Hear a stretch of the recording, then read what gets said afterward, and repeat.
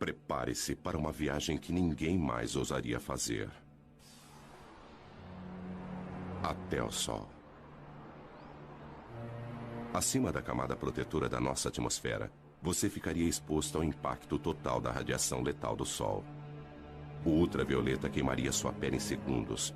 Em seguida, viria o câncer de pele. Depois, a catarata. Suas mãos estariam quentes o bastante para derreter chumbo, mas na sombra seus pés sofreriam um congelamento profundo. Estamos indo para o coração superaquecido do nosso sistema solar.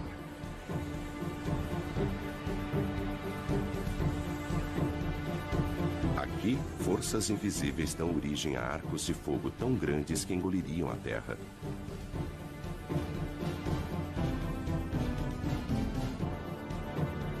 Onde explosões solares alvejam o espaço com jatos de energia pura. Se o nosso planeta Terra estivesse próximo de uma destas, seria vaporizado em segundos. Hastes de hidrogênio quente. Este prado vermelho é invisível para nós na Terra, onde ficamos ofuscados pelo brilho intenso que existe abaixo dele. Aqui, jatos de calor sobem e descem, cada um com o tamanho do Texas e com 1.600 quilômetros de profundidade. E ainda mais abaixo, em seu núcleo, a temperatura é de 17 milhões de graus centígrados. Mas o planeta Terra está à distância certa desse inferno. Enquanto outros planetas são congelados ou escaldantes, nós, a 150 milhões de quilômetros, estamos em uma zona confortável. Um pouco mais perto e os oceanos ferveriam. Mais distante e a Terra seria um deserto gelado. Sem esta usina de energia, em apenas alguns meses estaríamos cobertos de gelo. Nós devemos nossas vidas a esta fúria do Sol.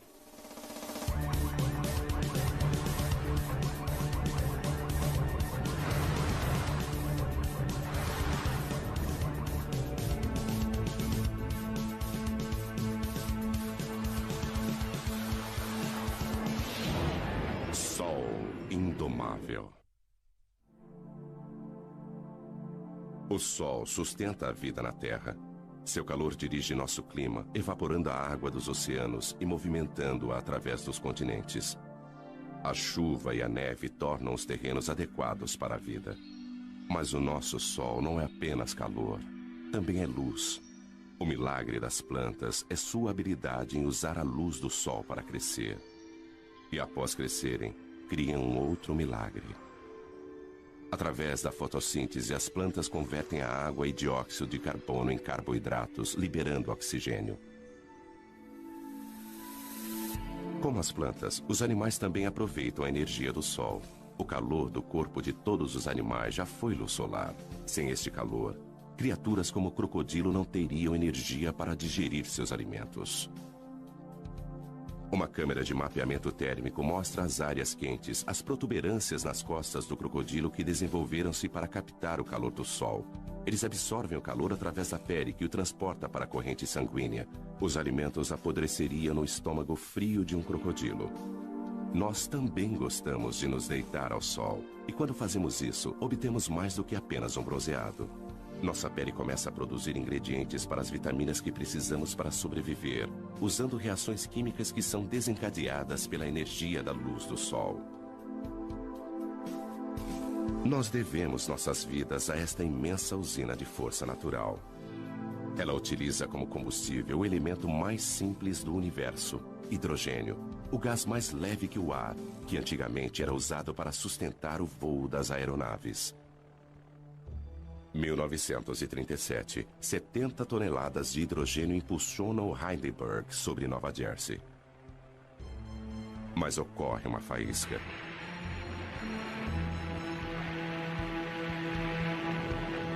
O gás se incendeia numa reação química.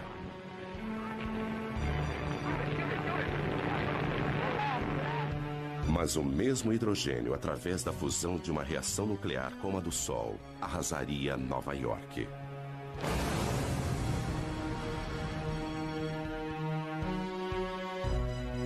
Por isso, o Sol é melhor observado a uma distância segura.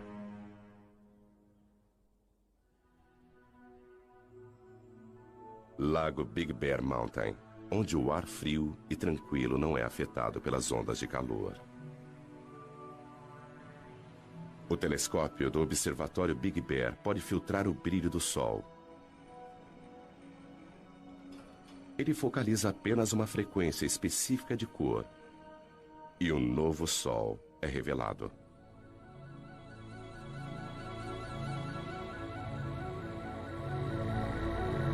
Deixando de ser um disco ofuscante e observando a luz emitida pelo hidrogênio quente, as características do Sol aparecem subitamente. Estas características refletem as variações do Sol, variações que, por sua vez, afetam a nossa Terra. As manchas pequenas e arredondadas são as áreas mais frias, manchas solares que localizam-se em uma superfície abrasadora. Labaredas, fissuras que se abrem, brilhando com mais calor à luz do hidrogênio.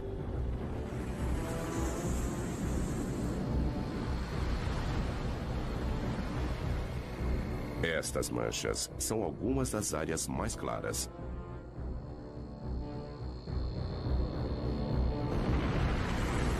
Imensos filamentos, arcos de gás erguendo-se acima da superfície.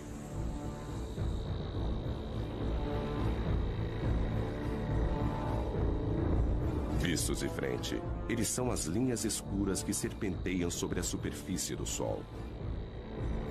Estas mesmas características, quando vistas contra a coroa, são chamadas de proeminências. Elas curvam-se para o alto, grandes o bastante para engolir a Terra. Os segredos do Sol são revelados pelo alcance da radiação que ele envia para o espaço. Há muito mais na luz do Sol do que nossos olhos podem ver.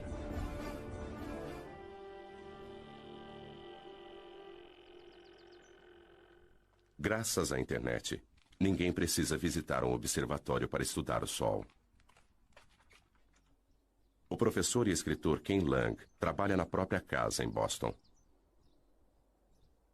Ele dedicou grande parte de sua carreira a pesquisar o que faz o Sol brilhar. O segredo está na capacidade do Sol de comprimir os átomos de hidrogênio com tamanha potência que eles se fundem, transformando-se em hélio. O Sol brilha por fusão nuclear. A fusão de 4 átomos de hidrogênio e 1 de hélio. Primeiro um átomo de hidrogênio funde-se a outro, depois mais um e um quarto. Mas o hélio pesa menos do que 4 átomos de hidrogênio que o formaram. Então a massa é menor do que a que você utilizou. Essa diferença na massa é a energia que alimenta o Sol. Alguns quilos de matéria transformam-se em energia em uma bomba H. Mas a cada segundo, o Sol libera a mesma energia de 1 milhão de bombas H. Apesar disso, existe uma força que impede que ele se fragmente. A gravidade. Ela é forte o bastante para manter o monstro nuclear sob controle. A gravidade comprime o Sol, fazendo com que ele se aqueça por dentro. As partículas movimentam-se mais rapidamente e a fusão nuclear ocorre a uma taxa mais veloz. Isso gera uma pressão de dentro para fora que faz com que o Sol se expanda e esfrie-se novamente. Mas quando a fusão obriga o Sol a se expandir, a gravidade volta a agir. O núcleo se aquece e a fusão nuclear aumenta. Então o pêndulo fica oscilando entre a gravidade e a fusão. É como um cabo de guerra indo e voltando, mas sem vencedor.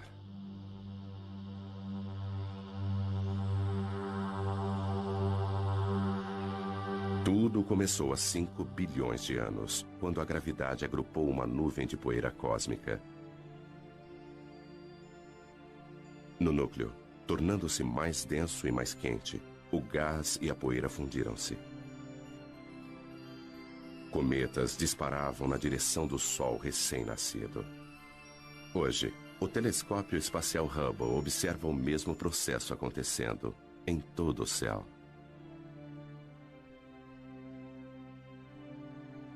Nosso Sol é apenas uma entre bilhões de estrelas. O Hubble aproxima-se delas e nos mostra estrelas de todas as idades num ciclo de vida em que todas estão conectadas, porque as estrelas nascem de outras estrelas.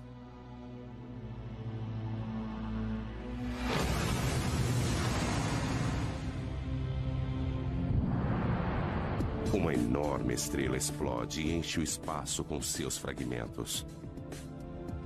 Os vestígios de sua morte unem-se aos destroços de inúmeras outras explosões. Estes resíduos vão se transformar nas sementes de novas estrelas.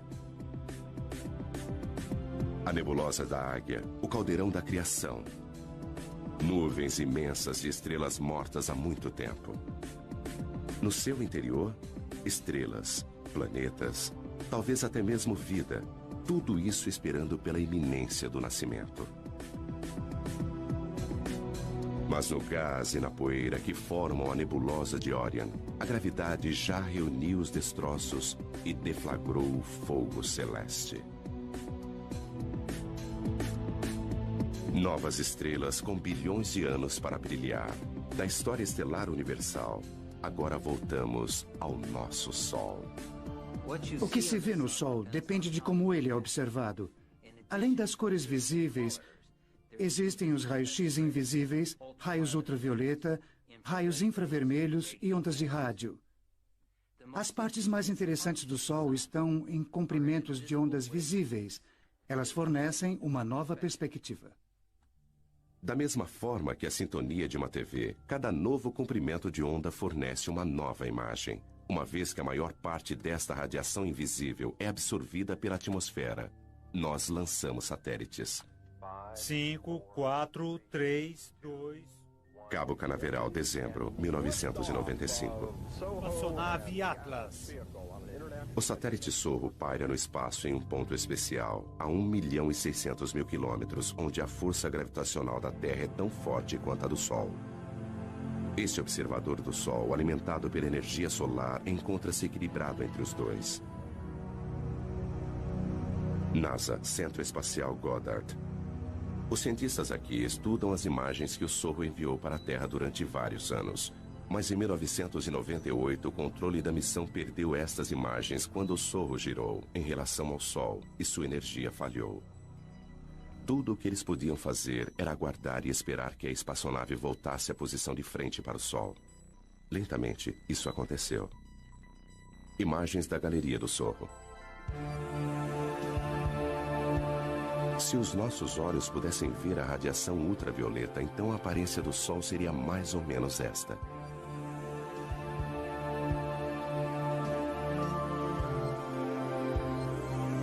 A visão de raio-x mostra manchas brilhantes e quentes. Observando a luz do hélio, uma coroa turbulenta é revelada. Aqui, os gases são movimentados por uma força invisível. Magnetismo. É ele que dá forma ao Sol. Os padrões que nós observamos no Sol são os mesmos das linhas dos campos magnéticos em torno de um ímã na Terra. O magnetismo molda, dá forma e comprime tudo o que nós vemos no Sol. Ele energiza explosões potentes. Ele aquece a coroa solar. O magnetismo invisível governa o Sol. O Sol é tão quente que seus átomos de hidrogênio são desmembrados. O que sobra é o plasma, partículas escaldantes e eletricamente carregadas. E onde houver magnetismo, o plasma vai agitar-se. Aqui, nada fica estático. Este roda-moinho incontrolável é um furacão solar com 1.600 quilômetros de largura. E abaixo da superfície brilhante e visível, a convecção ergue gigantescas labaredas de plasma da fornalha sob pressão, mais abaixo.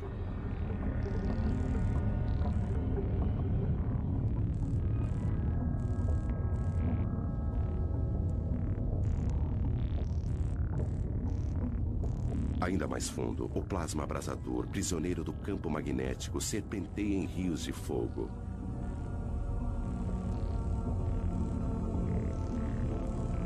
O Sol está em constante movimento.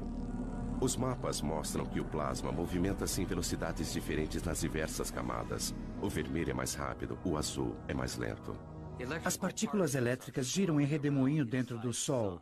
Mais depressa no Equador, mais lentamente nos polos. E essa diferença de movimento produz o magnetismo do Sol. Isso pode ser estudado com o telescópio McMath.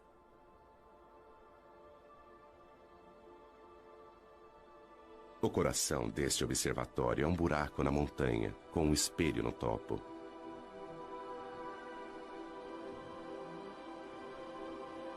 Don Jennings veio aqui para estudar o magnetismo do Sol. Apesar dele jamais alcançar a Terra, isso não vai impedi-lo.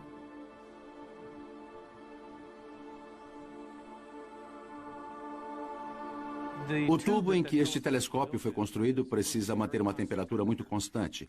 E, então, construindo dentro da montanha é como tê-lo dentro de uma caverna. O ar dentro do tubo não é tão turbulento e fornece uma imagem muito mais nítida.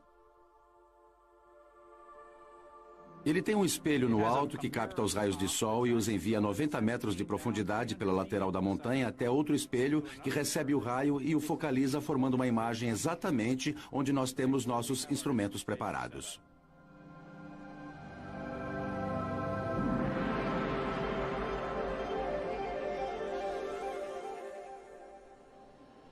É possível ver uma grande mancha solar. E o mais incrível para mim é aquela mancha solar ali atrás. São duas manchas solares desta vez e não uma só.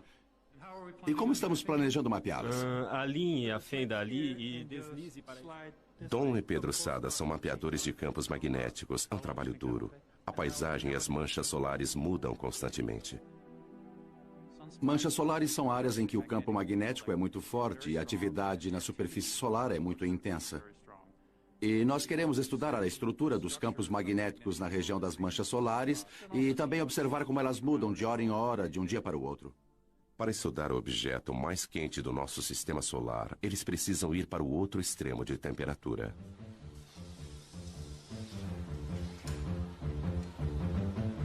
Nós precisamos encher nossos instrumentos com hélio líquido e nitrogênio líquido porque há um sensor dentro deles que precisa ser mantido a apenas alguns graus acima do zero absoluto a fim de operar corretamente. O que se vê aqui é um pouco do hélio saindo e formando vapor d'água no ar. Mas não se trata só de fumaça e espelhos. Há muita ciência séria acontecendo por aqui. Don e Pedro não podem medir diretamente o magnetismo do Sol, mas conseguem ver seus efeitos. O sensor congelado vai observar a radiação infravermelha do Sol e calcular as mínimas variações em sua cor. E agora está tudo pronto. Don, você pode instalar os filtros enquanto eu coloco a agulha no lugar, por favor? Ok. Campos magnéticos fortes alteram a coloração de algumas das luzes do Sol. Don e Pedro sabem qual deveria ser a cor, e observando o quanto ela mudou, eles podem mapear a força do magnetismo em torno de uma mancha solar. Ok, Don, eu vou focalizar a câmera para nós podermos ver melhor a mancha solar. Ok, faça isso. Eles criaram uma imagem de como o magnetismo se comporta em torno das manchas solares. O campo magnético proveniente daquela mancha solar é quase como uma fonte que eleva-se no centro, muito concentrado, depois se espalha. E geralmente as manchas solares ocorrem em pares, ou talvez mais. E o campo magnético é proveniente de uma das manchas, talvez como no Polo Norte, de um ímã, e passa para outra mancha, que seria o Polo Sul. Dentro do imenso ímã do Sol existem estes outros ímãs. O plasma do Sol rastreia as linhas de campos magnéticos entre os polos norte e sul.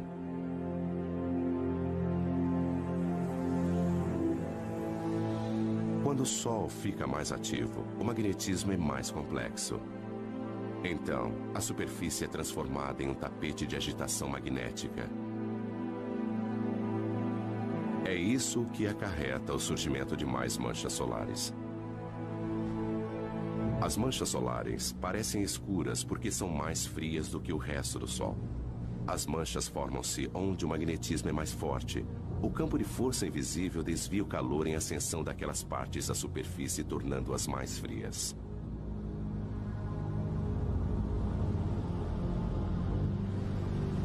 Se você pudesse entrar no centro de uma mancha solar, veria que ela apresenta uma ligeira depressão. Tem mais ou menos o formato de um prato.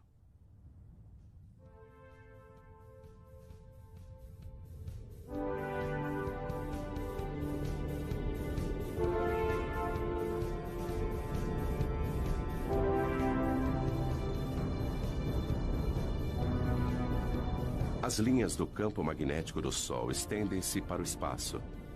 Às vezes, elas são delineadas por seus gases aquecidos e formam enormes arcos.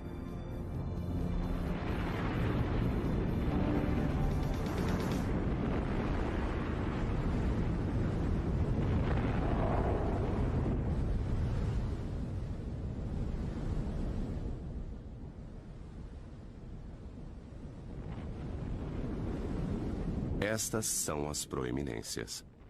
As linhas magnéticas agem como tramas invisíveis, atraindo o plasma para fora.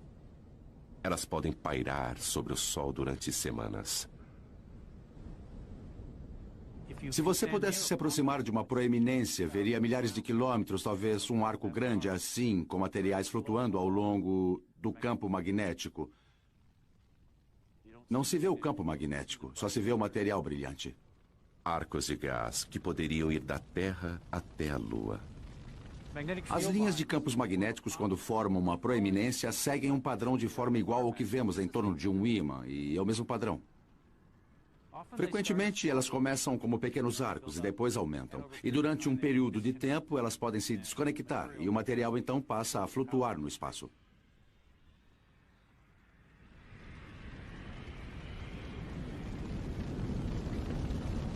Um imenso estilingue solar lança longe milhões de toneladas de partículas.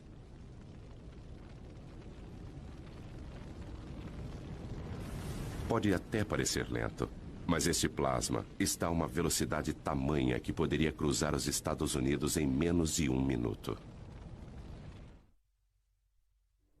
Indicadores solares para 28 de outubro seguem. Fluxo solar 108 em Boulder A.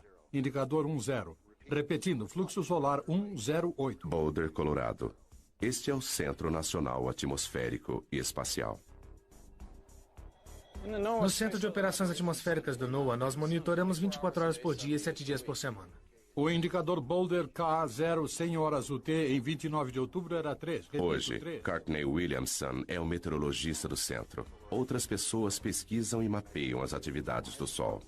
Uma das nossas preocupações é a atividade explosiva do Sol. A atividade solar vai estar baixa.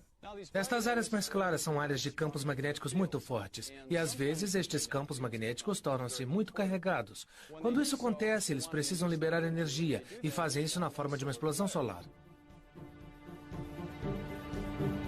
8 minutos após uma explosão, a Terra é bombardeada por raios X e ultravioleta que causam pane nas telecomunicações. 1984, toda a comunicação entre o avião presidencial e o controle de terra foi interrompida. Quando o presidente e a senhora Reagan desembarcaram na China, o comandante em chefe do exército norte-americano já estava sem contato há várias horas. Não havia nada que ninguém pudesse fazer a respeito. Até as comunicações por satélites foram afetadas. Em uma tempestade solar, raios de energia incineram a parte mais alta da atmosfera da Terra. O ar rarefeito se expande, trazendo para baixo satélites que normalmente estariam orbitando mais acima. Mas as explosões não são o único resultado. As proeminências podem parecer com arcos brilhantes na coroa do Sol.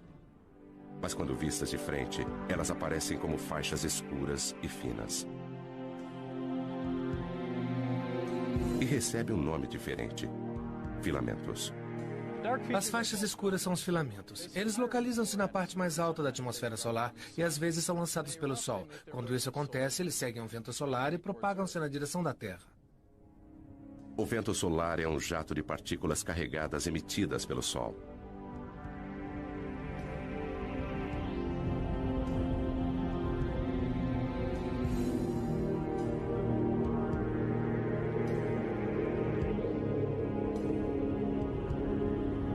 Nossa estrela sofre constantes explosões, enviando milhões de toneladas de elétrons e prótons para o espaço a cada segundo.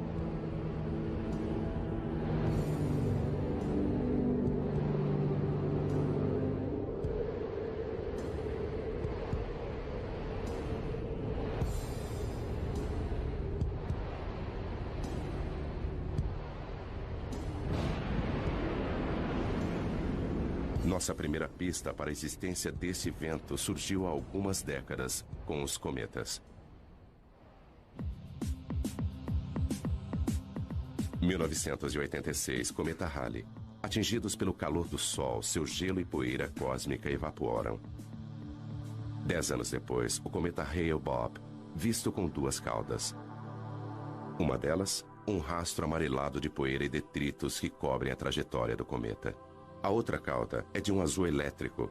É gás brilhante, são partículas carregadas e, como uma biruta, movimenta-se na direção daquele vento solar. Esta cauda sempre aponta para a direção contrária ao Sol. Mas existem maneiras melhores do que cometas para ver o vento solar no espaço. Os satélites alimentam os monitores no Centro Nacional Atmosférico e Espacial. Estas são a densidade, a velocidade e o campo magnético do vento solar. Elas mostram a Joe Canches exatamente como o vento solar está soprando. No momento, a velocidade está em torno de 1.600.000 km por hora. Se fosse o dobro disso, nós teríamos uma condição que sabemos estar relacionada a atividades intensas de tempestades geomagnéticas na Terra. O sorro pode vislumbrar a tempestade no horizonte. Como um disco no centro para filtrar o brilho do Sol, ele vê as partículas que estão sendo emitidas pelo Sol.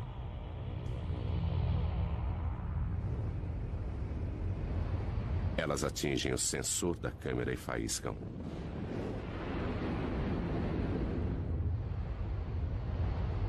Várias explosões de partículas vão bombardear o campo magnético da Terra.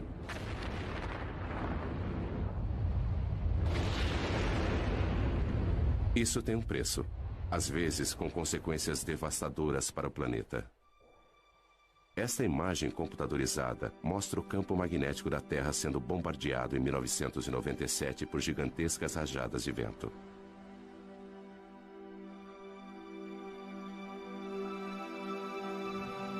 O campo magnético normalmente calmo, mostrado aqui em cinza, sacode violentamente conforme as ondas de partículas o atingem. Tempestades como estas podem derrubar nossas centrais de energia elétrica. As mudanças bruscas no campo magnético agem como um dínamo, gerando eletricidade nos cabos de alta tensão. Os circuitos falham ou queimam. Quebec, 1989. Esta manhã, 6 milhões de pessoas em toda Quebec acordaram na escuridão. Os funcionários da Hydro-Québec acham que o blackout foi causado pelo Sol. Escuridão em Montreal. Mas luzes para o resto da América do Norte.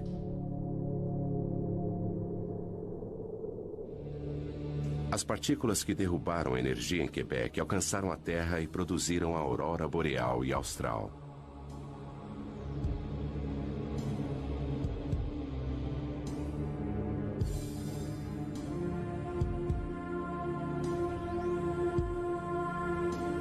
Elétrons em alta velocidade jorram pelas linhas de campos magnéticos da Terra. Como a eletricidade que faz brilhar uma lâmpada de neon, eles colidem com o oxigênio da nossa atmosfera. E brilham.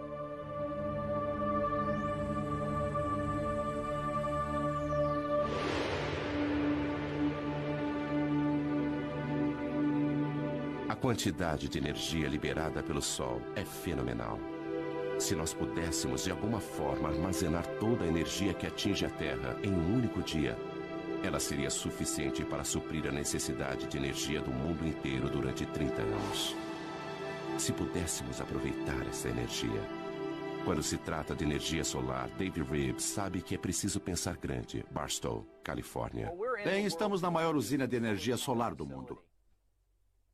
Dave tem mais de 1 milhão de metros quadrados de refletores. Nós produzimos energia suficiente aqui, na média, para cerca de 50 mil casas. Em seus gigantescos campos na Califórnia, apesar de não cultivar nada, ele ainda consegue ter uma colheita.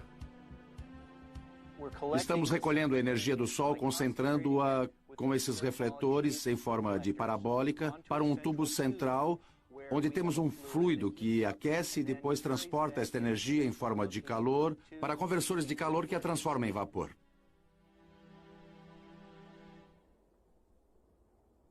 O fluido dentro do tubo é óleo, aquecido pelo calor do Sol.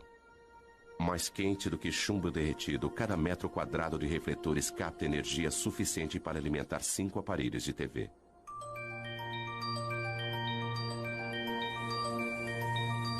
Da luz do Sol, as luzes elétricas. Apesar de ter programado 500 mil de refletores para seguirem a trajetória do Sol no céu, alguns raios solares ainda escapam de Dave.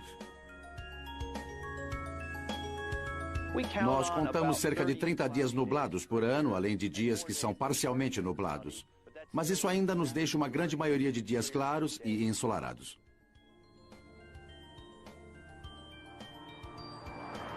A energia solar jamais vai fornecer toda a nossa eletricidade. Mas por que tentar captar a energia de uma estrela a 150 milhões de quilômetros de nós? Algumas pessoas querem uma estrela um pouco mais próxima.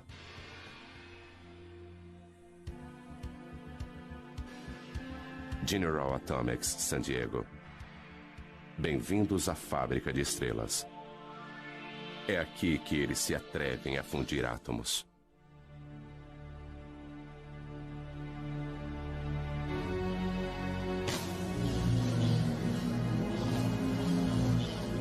Em um certo sentido, nós somos como uma mini fábrica de estrelas. Nós produzimos algumas coisas muito quentes aqui, muito mais quentes do que qualquer outra coisa na Terra. Rick Lee vai entrar na pequena câmara, onde os cientistas estão tentando produzir uma estrela na Terra. Ele veste roupas protetoras para manter a asepsia. Um contágio a 200 milhões de graus de temperatura causaria danos inimagináveis. Esta fábrica de sóis é a última tentativa de um sonho de 50 anos, uma fusão nuclear controlada. É um monstro da engenharia. Tudo isso para tentar reproduzir o que o Sol faz todos os segundos de todos os dias. Apesar de ser um cientista, para embarcar nesse projeto, Rick precisou aperfeiçoar-se em uma arte. Bom, é meio apertado aqui. É como dar à luz. Mas se eu ficar de lado e for avançando por aqui... Espera. Girando um pouquinho... Colocando os pés aqui em cima e andando pela parede, não é assim tão difícil. O Sol comprime os átomos juntos com a gravidade. Rick utiliza uma outra força.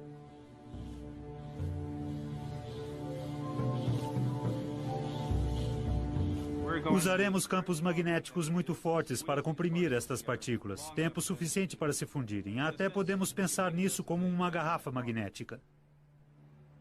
Eles começam injetando uma pequena quantidade de gás no anel.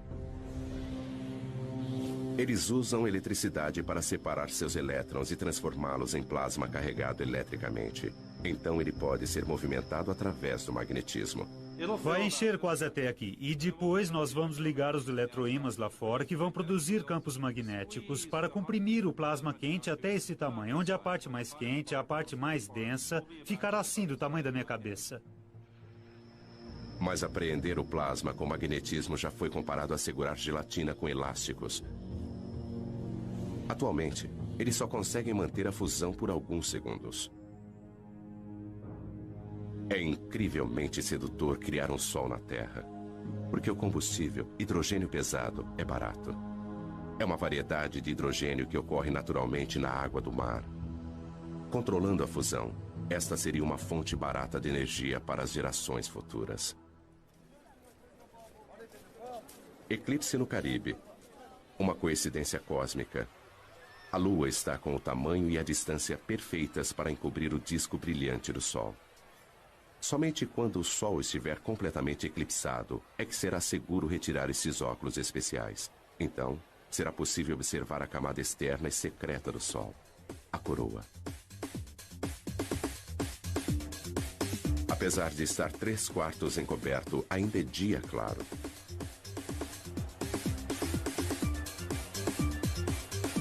A escuridão diurna abate-se sobre Curaçao.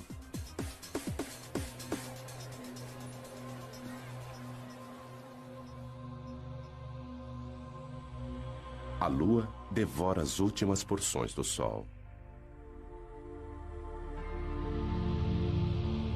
Falta pouco.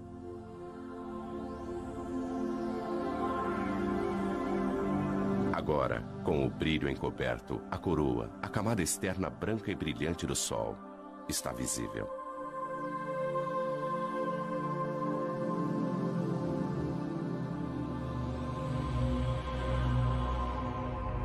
Surgindo acima do Sol, um pontinho de luz. E mais um a sudoeste. São Júpiter e Vênus. Apesar da Terra estar na escuridão, estes dois planetas, a milhões de quilômetros de distância, estão no lado iluminado do Sistema Solar. Mais abaixo, às 2 da tarde, está escuro como a noite. Imagens de um outro eclipse. Nem todos os campos magnéticos são arcos fechados. Alguns estendem-se para fora e a coroa os segue em raios. As linhas magnéticas lançam-se para o espaço e às vezes é possível ver uma proeminência.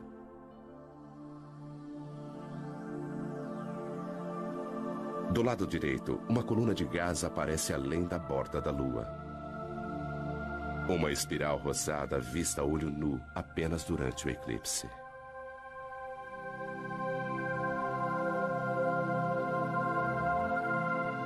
Mas o eclipse no Caribe termina em apenas alguns minutos. É como um anel de diamante, quando os primeiros raios do Sol incidem sobre os vales da Lua. Os cientistas gostariam de ver a coroa todos os dias, mas os eclipses são raros e difíceis de acompanhar. Então eles os produzem. Há 70 anos, neste belo observatório francês, eles tiveram a ideia de colocar um pequeno disco na frente do telescópio a fim de criar um eclipse mesmo com o Sol brilhando.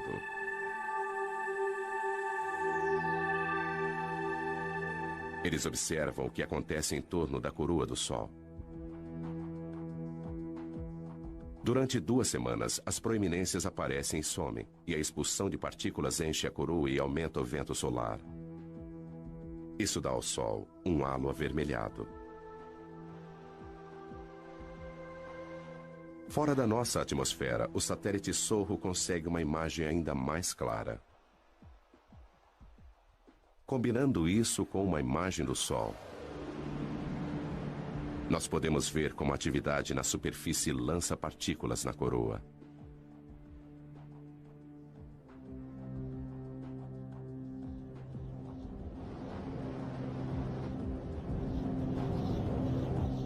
Mas a radiação e os ventos não são as únicas coisas que o Sol emite. Partículas minúsculas, os neutrinos, jorram do cerne nuclear. Um subproduto da fusão. Eles são como o resíduo do escapamento de um carro, que podem nos indicar como o motor nuclear está funcionando. Sudbury, Ontário. O Observatório de Neutrinos Solares. Durante 3 anos, a mais de 1,5 km de profundidade, eles escavaram uma imensa caverna com 10 andares de altura. O coração do detector, onde eles esperam capturar alguns neutrinos, é um gigantesco tanque de água. Se nossos olhos pudessem ver os neutrinos, eles choveriam com mais violência do que a pior nevasca imaginável. Nada entra em seu caminho. Atravessar 2.000 metros de rocha não é nada para essas partículas.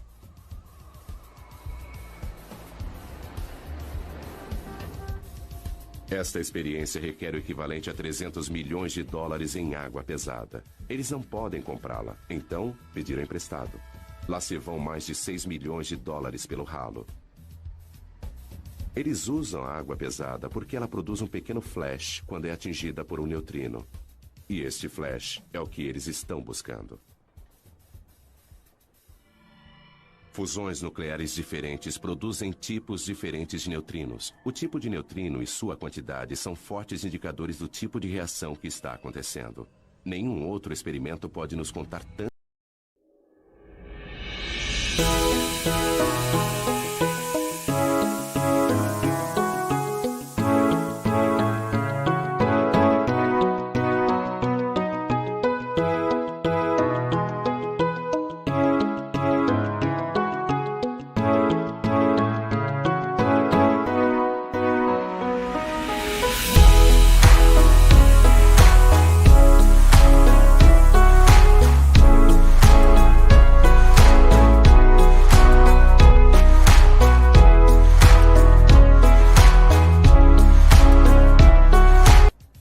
lançador de neutrinos Duncan Hepburn trabalha em um observatório solar onde o Sol nunca brilha.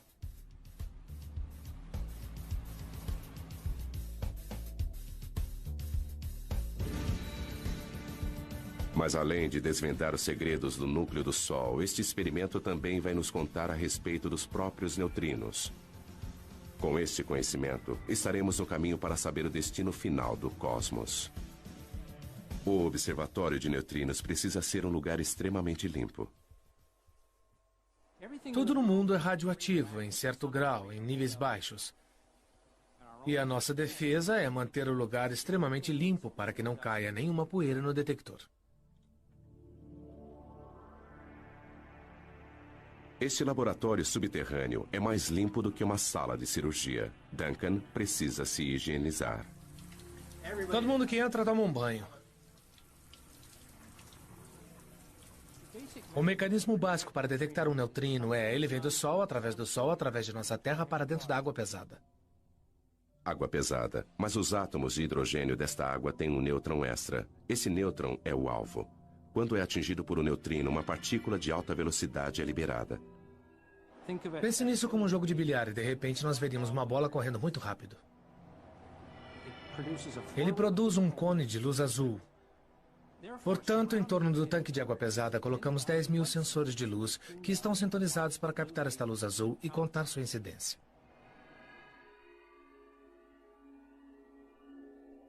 Este cone de luz indica a direção de onde veio o neutrino. Este é um sinal muito valioso, porque nós sempre podemos comparar com o lugar onde achamos que o Sol se encontra no céu naquele momento. Além de desvendar os segredos do Sol, o projeto Sudbury conseguiu nos ensinar muito, muito mais. A questão mais fundamental da ciência pode ser respondida aqui. Os flashes na água podem revelar quanto os neutrinos pesam. Sabendo disso, podemos prever o futuro do universo.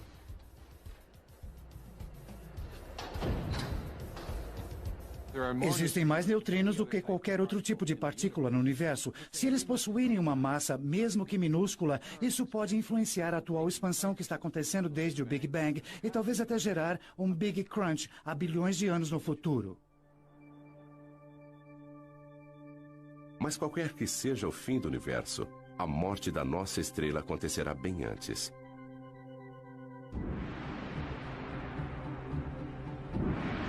Em 3 bilhões de anos, qualquer vida terrestre estará condenada ao crematório.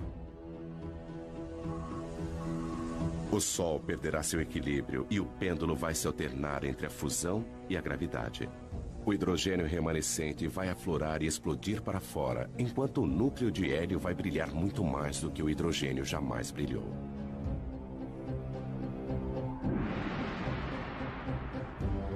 Com a expansão do Sol, os planetas mais próximos serão incinerados. As calotas de gelo de Marte derreterão.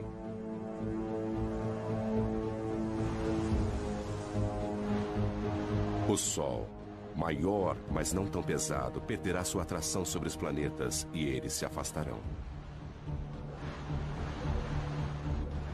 Rajadas de ventos escaldantes atingirão os planetas mais afastados. Saturno será desmembrado até o núcleo e seus anéis de gelo vão derreter e ser vaporizados.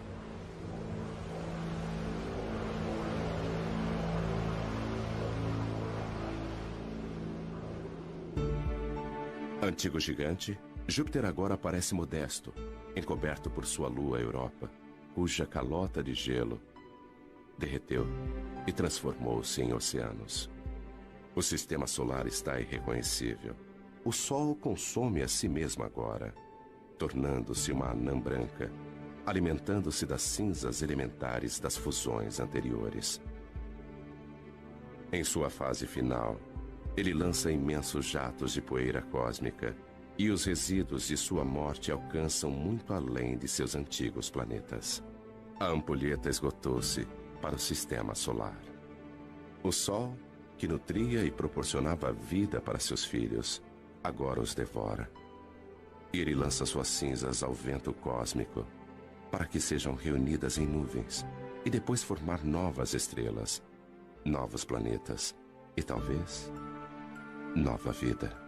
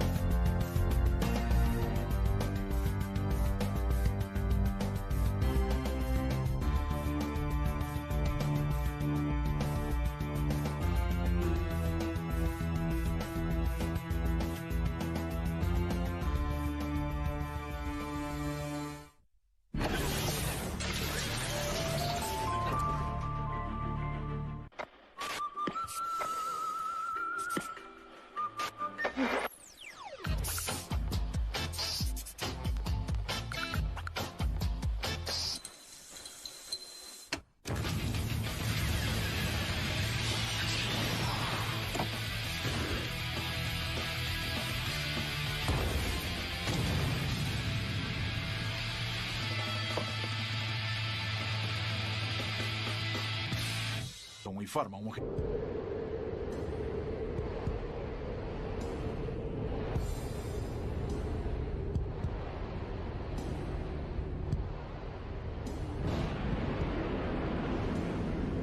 Nossa primeira pista para a existência desse vento surgiu há algumas décadas com os cometas. 1986, cometa Halley. Atingidos pelo calor do Sol, seu gelo e poeira cósmica evaporam. 10 anos depois, o cometa Hale-Bopp, visto com duas caudas. Uma delas, um rastro amarelado de poeira e detritos que cobrem a trajetória do cometa. A outra cauda é de um azul elétrico. É gás brilhante, são partículas carregadas e, como uma biruta, movimenta-se na direção daquele vento solar. Esta cauda sempre aponta para a direção contrária ao Sol. Mas existem maneiras melhores do que cometas para ver o vento solar no espaço. Os satélites alimentam os monitores no Centro Nacional Atmosférico e Espacial. Estas são a densidade, a velocidade e o campo magnético do vento solar. Elas mostram a Joe Canches exatamente como o vento solar está soprando. No momento, a velocidade está em torno de 1.600.000 km por hora. Se fosse o dobro disso, nós teríamos uma condição que sabemos estar relacionada a atividades intensas de tempestades geomagnéticas na Terra. O sorro pode vislumbrar a tempestade no horizonte. Como um disco no centro para filtrar o brilho do Sol, ele vê as partículas que estão sendo emitidas pelo Sol.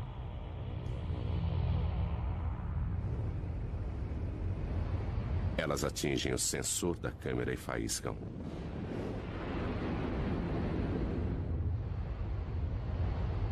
Várias explosões de partículas vão bombardear o campo magnético da Terra.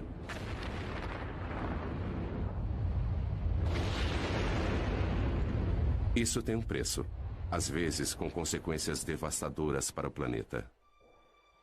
Esta imagem computadorizada mostra o campo magnético da Terra sendo bombardeado em 1997 por gigantescas rajadas de vento.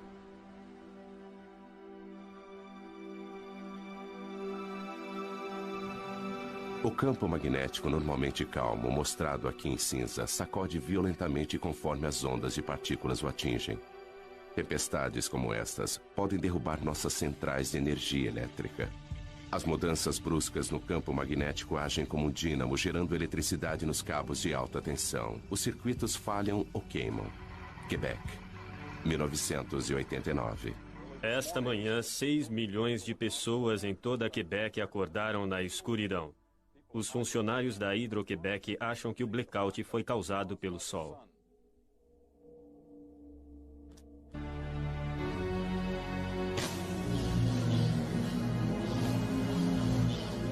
Em um certo sentido, nós somos como uma mini fábrica de estrelas. Nós produzimos algumas coisas muito quentes aqui, muito mais quentes do que qualquer outra coisa na Terra. Rick Lee vai entrar na pequena câmara, onde os cientistas estão tentando produzir uma estrela na Terra. Ele veste roupas protetoras para manter a asepsia. Um contágio a 200 milhões de graus de temperatura causaria danos inimagináveis. Esta fábrica de sóis é a última tentativa de um sonho de 50 anos, uma fusão nuclear controlada. É um monstro da engenharia. Tudo isso para tentar reproduzir o que o Sol faz todos os segundos de todos os dias. Apesar de ser um cientista, para embarcar nesse projeto, Rick precisou aperfeiçoar-se em uma arte. Bom, é meio apertado aqui. É como dar à luz. Mas se eu ficar de lado e for avançando por aqui... Espera. Girando um pouquinho, colocando os pés aqui em cima e andando pela parede. Não é assim tão difícil. O Sol comprime os átomos juntos com a gravidade. Rick utiliza uma outra força.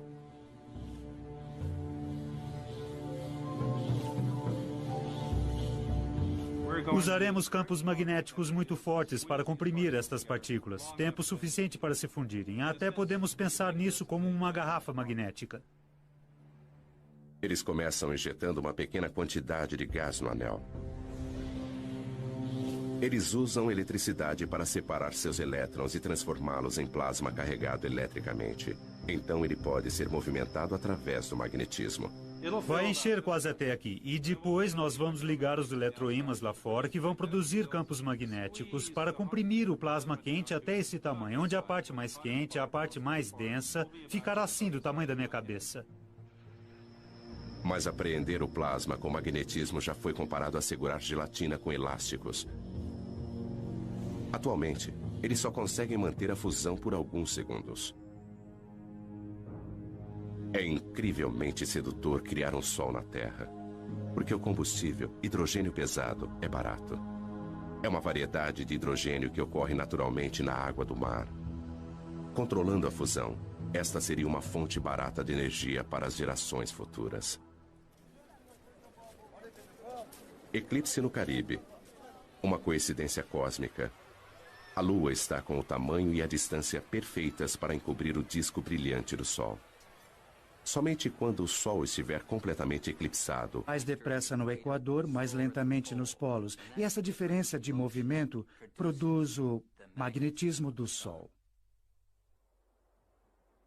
Isso pode ser estudado com o telescópio McMath.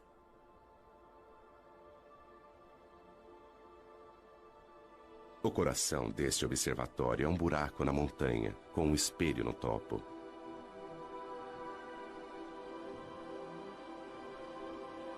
Don Jennings veio aqui para estudar o magnetismo do Sol. Apesar dele jamais alcançar a Terra, isso não vai impedi-lo.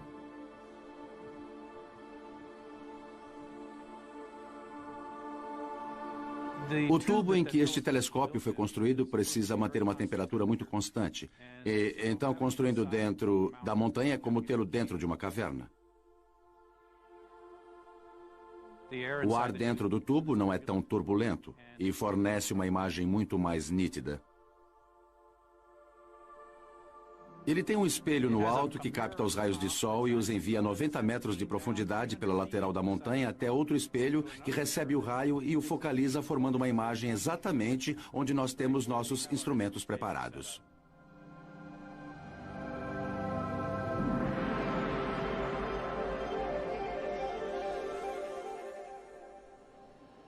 É possível ver uma grande mancha solar. E o mais incrível para mim é aquela mancha solar ali atrás. São duas manchas solares desta vez e não uma só. E como estamos planejando mapeá-las? Alinhe a fenda ali e deslize para... Dom e Pedro Sada são mapeadores de campos magnéticos. É um trabalho duro. A paisagem e as manchas solares mudam constantemente. Manchas solares são áreas em que o campo magnético é muito forte e a atividade na superfície solar é muito intensa. E nós queremos estudar a estrutura dos campos magnéticos na região das manchas solares e também observar como elas mudam de hora em hora, de um dia para o outro. Para estudar o objeto mais quente do nosso sistema solar, eles precisam ir para o outro extremo de temperatura.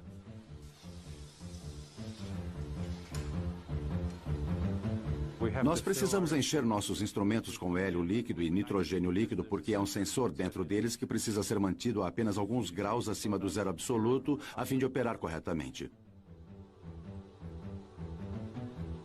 O que se vê aqui é um pouco do hélio saindo e formando vapor d'água no ar. Mas não se trata só de fumaça e espelhos.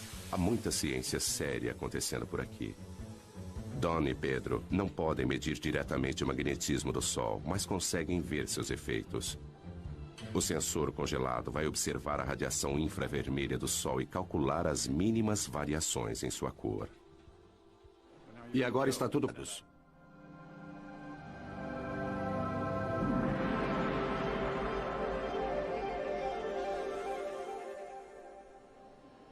É possível ver uma grande mancha solar. E o mais incrível para mim é aquela mancha solar ali atrás. São duas manchas solares desta vez e não uma só. E como estamos planejando mapeá-las? Alinhe a fenda ali e deslize para... Dom e Pedro Sada são mapeadores de campos magnéticos. É um trabalho duro. A paisagem e as manchas solares mudam constantemente. Manchas solares são áreas em que o campo magnético é muito forte e a atividade na superfície solar é muito intensa. E nós queremos estudar a estrutura dos campos magnéticos na região das manchas solares e também observar como elas mudam de hora em hora, de um dia para o outro. Para estudar o objeto mais quente do nosso sistema solar, eles precisam ir para o outro extremo de temperatura.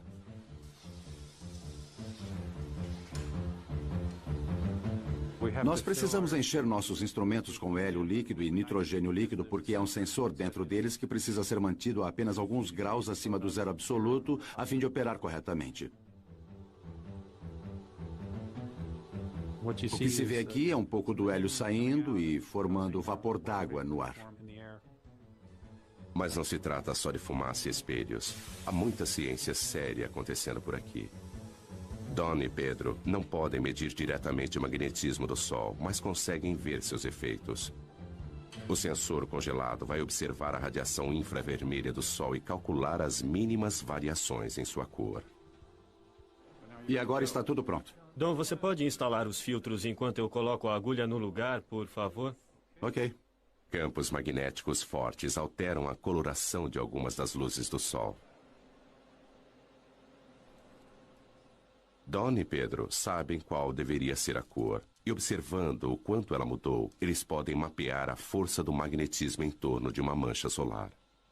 Ok, Don, eu vou focalizar a câmera para nós podermos ver melhor a mancha solar. Ok, faça isso. Eles criaram uma imagem de como o magnetismo se comporta em torno das manchas solares.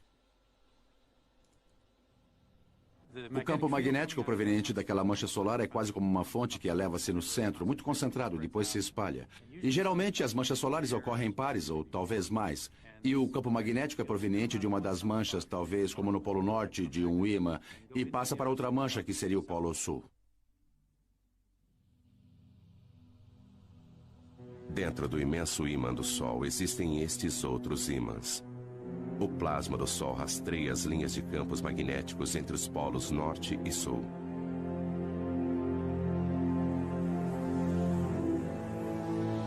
Quando o Sol fica mais ativo, o magnetismo Williamson é o meteorologista do centro. Outras pessoas pesquisam e mapeiam as atividades do Sol.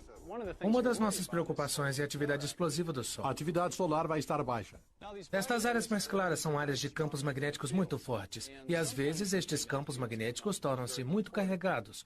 Quando isso acontece, eles precisam liberar energia e fazem isso na forma de uma explosão solar. 8 minutos após uma explosão, a Terra é bombardeada por raios X e ultravioleta que causam pane nas telecomunicações. 1984, toda a comunicação entre o avião presidencial e o controle de terra foi interrompida. Quando o presidente e a senhora Reagan desembarcaram na China, o comandante em chefe do exército norte-americano já estava sem contato há várias horas. Não havia nada que ninguém pudesse fazer a respeito. Até as comunicações por satélites foram afetadas. Em uma tempestade solar, raios de energia incineram a parte mais alta da atmosfera da Terra. O ar rarefeito se expande, trazendo para baixo satélites que normalmente estariam orbitando mais acima. Mas as explosões não são o único resultado. As proeminências podem parecer com arcos brilhantes na coroa do Sol. Mas quando vistas de frente, elas aparecem como faixas escuras e finas. E recebe um nome diferente: filamentos. As faixas escuras são os filamentos. Eles localizam-se na parte mais alta da atmosfera solar e às vezes são lançados pelo Sol. Quando isso acontece, eles seguem um vento solar e propagam-se na direção da Terra. O vento solar é um jato de partículas carregadas emitidas pelo Sol.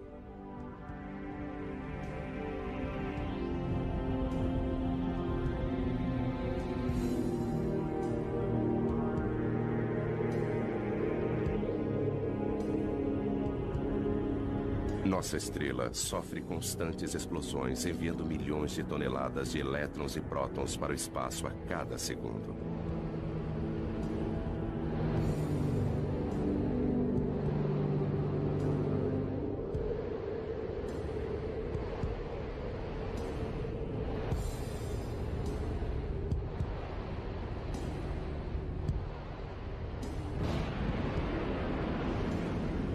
Nossa primeira pista para a existência desse vento surgiu há algumas décadas com os cometas. 1986, cometa Halley. Atingidos pelo calor do Sol, seu gelo e poeira cósmica evaporam. 10 anos depois, o cometa Hale-Bopp, visto com duas caudas.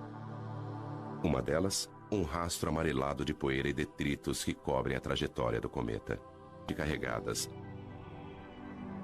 E onde houver magnetismo, o plasma vai agitar-se. Aqui, nada fica estático.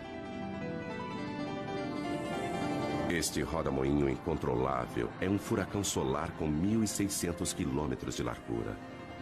E abaixo da superfície brilhante e visível, a convecção ergue gigantescas labaredas de plasma da fornalha sob pressão, mais abaixo.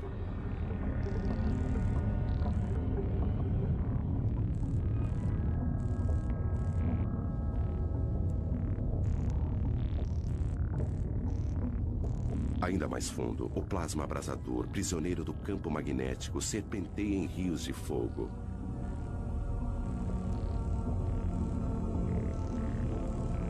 O Sol está em constante movimento. Os mapas mostram que o plasma movimenta-se em velocidades diferentes nas diversas camadas. O vermelho é mais rápido, o azul é mais lento. As partículas elétricas giram em redemoinho dentro do Sol. Mais depressa no Equador, mais lentamente nos polos. E essa diferença de movimento produz o magnetismo do Sol. Isso pode ser estudado com o telescópio McMath.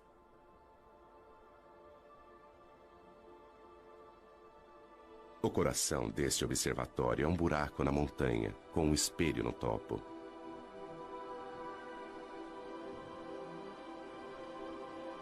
Don Jennings veio aqui para estudar o magnetismo do Sol. Apesar dele jamais alcançar a Terra, isso não vai impedi-lo.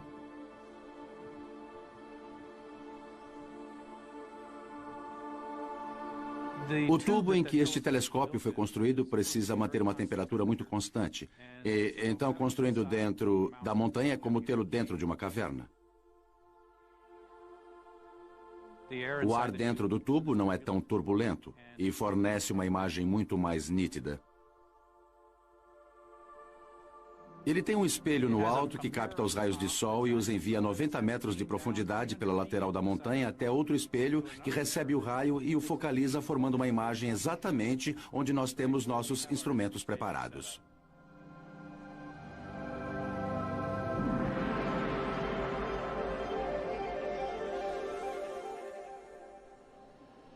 É possível ver uma grande mancha solar. E o mais incrível para mim é aquela mancha solar ali atrás. São duas manchas solares desta vez e não uma só. E como estamos planejando mapeá-las? Alinhe a fenda ali e deslize para... Dom e Pedro Sada são mapeadores de campos magnéticos. É um trabalho duro. A paisagem e as manchas solares mudam constantemente. Manchas solares são áreas em que o campo magnético... onde explosões solares alvejam o espaço com jatos de energia pura. Se o nosso planeta Terra estivesse próximo de uma destas, seria vaporizado em segundos.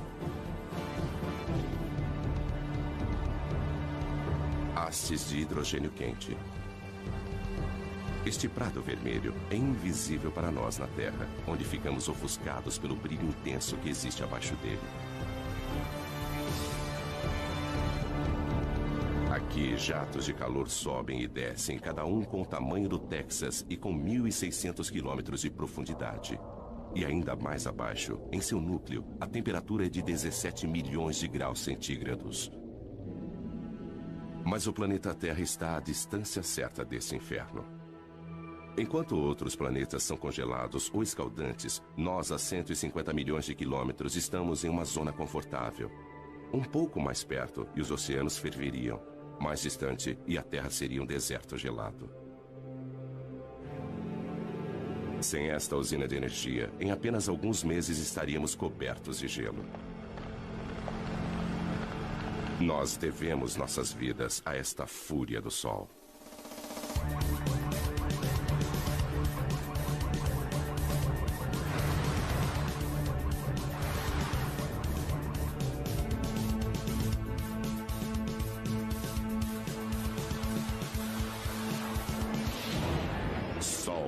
Indomável. O Sol sustenta a vida na Terra. Seu calor dirige nosso clima, evaporando a água dos oceanos e movimentando-a através dos continentes. A chuva e a neve tornam os terrenos adequados para a vida. Mas o nosso Sol não é apenas calor, também é luz. O milagre das plantas é sua habilidade em usar a luz do Sol para crescer. E após crescerem, criam um outro milagre. Através da fotossíntese, as plantas convertem a água e dióxido de carbono em carboidratos, liberando oxigênio. Como as plantas, os animais também aproveitam a energia do Sol. O calor do corpo de todos os animais já foi luz solar. Sem este calor, criaturas como o crocodilo não teriam energia para digerir seus alimentos.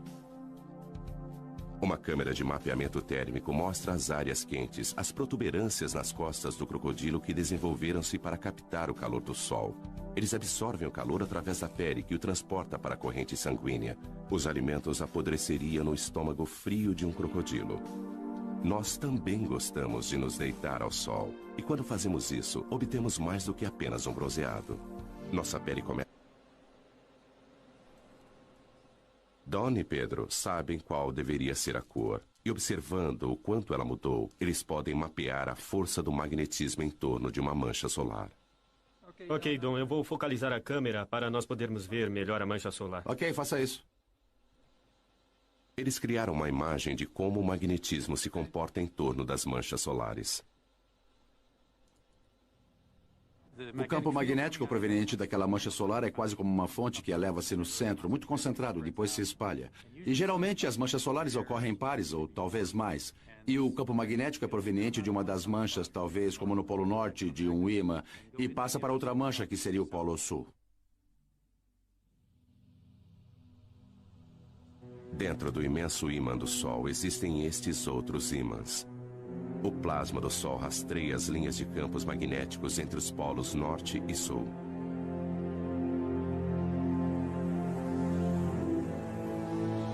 Quando o Sol fica mais ativo, o magnetismo é mais complexo. Então, a superfície é transformada em um tapete de agitação magnética. É isso que acarreta o surgimento de mais manchas solares. As manchas solares parecem escuras porque são mais frias do que o resto do Sol. As manchas formam-se onde o magnetismo é mais forte. O campo de força invisível desvia o calor em ascensão daquelas partes da superfície, tornando-as mais frias.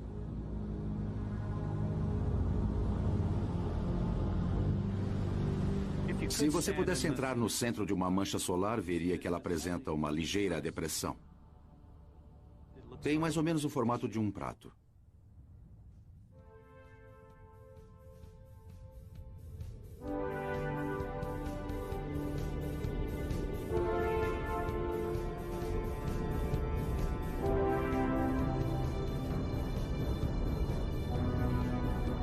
As linhas do campo magnético do Sol estendem-se para o espaço. Às vezes, elas são delineadas por seus gases aquecidos e formam enormes arcos.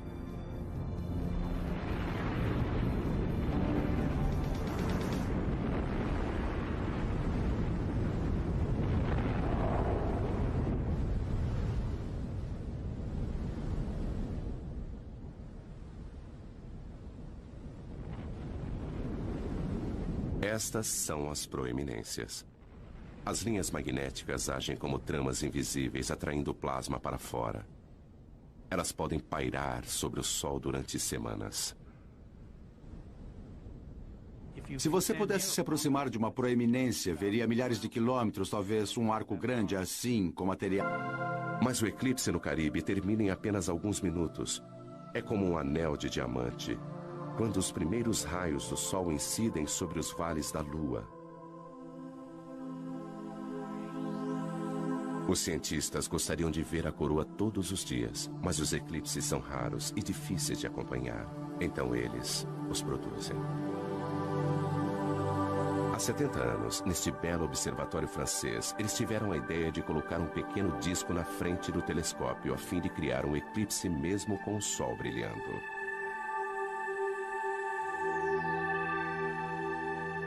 Eles observam o que acontece em torno da coroa do Sol.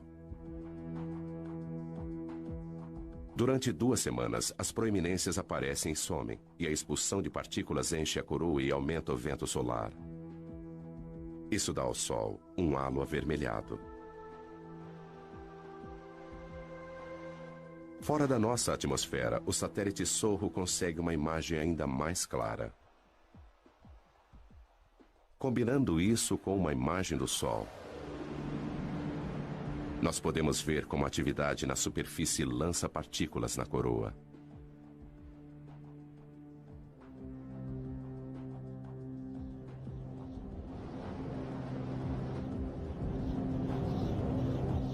Mas a radiação e os ventos não são as únicas coisas que o Sol emite. Partículas minúsculas, os neutrinos, jorram do cerne nuclear. Um subproduto da fusão. Eles são como o resíduo do escapamento de um carro, que podem nos indicar como o motor nuclear está funcionando.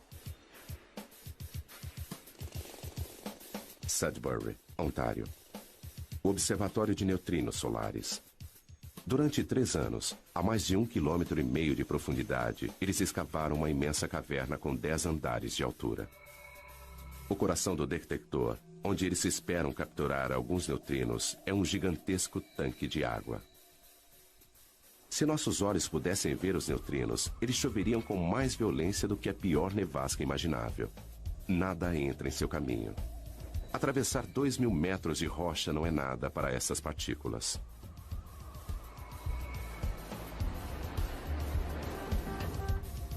Esta experiência requer o equivalente a 300 milhões de dólares em água pesada. Eles não podem comprá-la, então pediram emprestado. Lá se vão mais de 6 milhões de dólares pelo ralo. Eles usam a água pesada porque ela produz um pequeno flash quando é atingida por um neutrino. E este flash é o que eles estão buscando. Fusões nucleares diferentes produzem tipos diferentes. Nós contamos cerca de 30 dias nublados por ano, além de dias que são parcialmente nublados. Mas isso ainda nos deixa uma grande maioria de dias claros e ensolarados.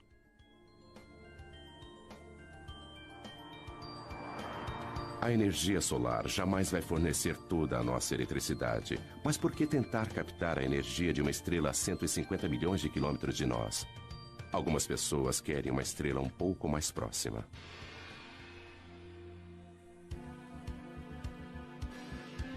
General Atomics, San Diego. Bem-vindos à fábrica de estrelas. É aqui que eles se atrevem a fundir átomos.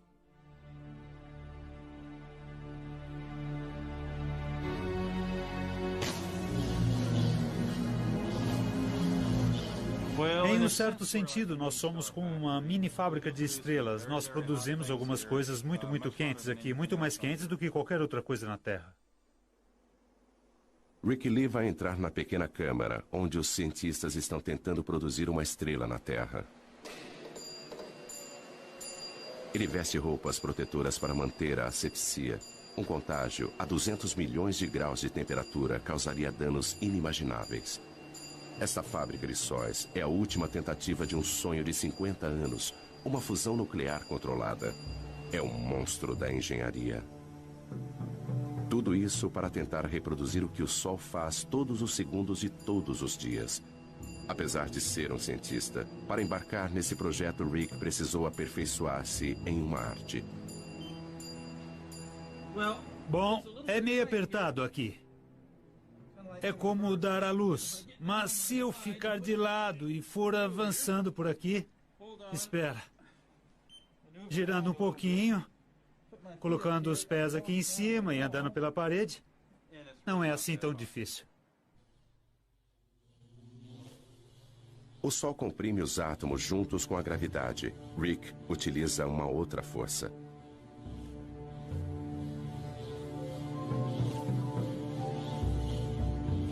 Usaremos campos magnéticos muito fortes para comprimir estas partículas. Tempo suficiente para se fundirem. Até podemos pensar nisso como uma garrafa magnética.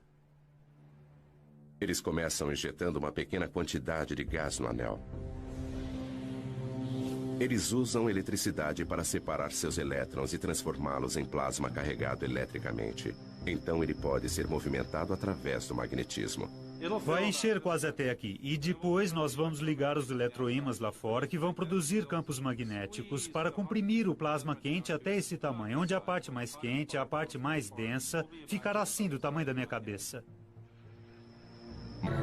Deixando de ser um disco ofuscante e observando a luz emitida pelo hidrogênio quente, as características do Sol aparecem subitamente.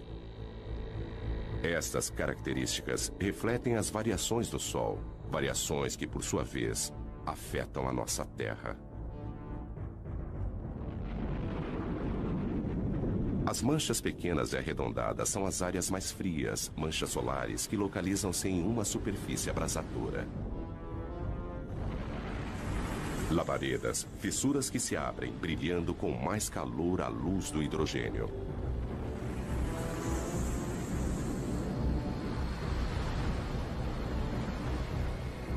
Estas manchas são algumas das áreas mais claras.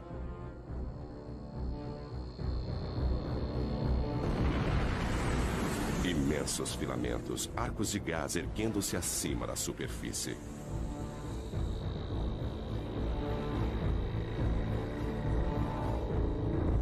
Vistos de frente, eles são as linhas escuras que serpenteiam sobre a superfície do Sol. Estas mesmas características, quando vistas contra a coroa, são chamadas de proeminências. Elas curvam-se para o alto, grandes o bastante para engolir a Terra. Os segredos do Sol são revelados pelo alcance da radiação que ele envia para o espaço. Há muito mais na luz do Sol do que nossos olhos podem ver.